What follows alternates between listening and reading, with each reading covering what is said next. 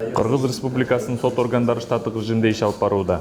Коопсуздукту камсыздоо максатында сот имараттарын дезинфекциялоо иштери жүргүзүлүп жатат. Судьялар жана аппарат кызматкерлери антисептикалык каражаттар жана бет каптар менен камсыздалышкан. Ошондой эле вирустун тарашын алдын алуу максатында келген жарандарга антисептикалык каражаттарды чачуу жүргүзүлүүдө.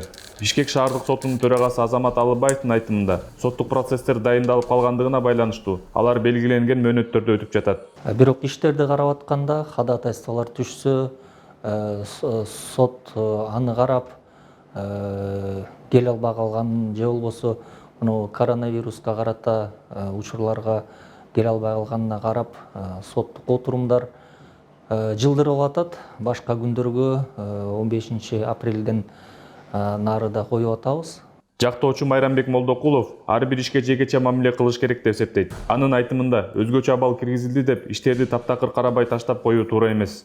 Өзү негизи мыйзам боюнча өзгөчө кырдаал киргизилген убакта жазык иштерин башка күнгө жылдырып коюу, ушул ситуацияга байланыштырып башка күнгө жылдырып коюу бул туура эмес.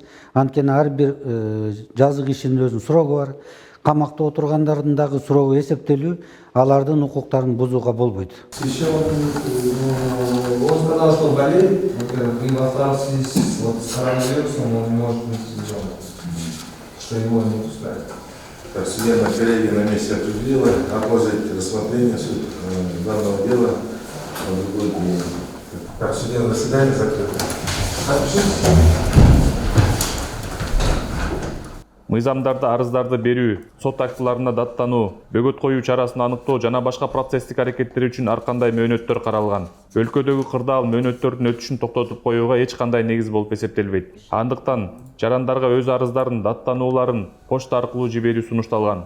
Бүгүнкү күндө судьялар деле сот процесстерин өлкөдөгү абалга жараша жүргүзүүнү аракет кылышууда. Ар бир иштин өзгөчөлүгүнө жараша кароо же башка мөөнөткө жылдыруу тууралуу чечимдер кабыл алынып жатат. Ал эми тергөө судьяларынын иши кандай гана кырдаал болбосун жүргүзүлүүсү зарыл. Анткени кылмышка айыпталган адамды өзгөчө кырдаалга таяп кое берип турууга же болбосо тескерисинче соттун уруксатысыз камап коюуга мыйзам жол бербейт.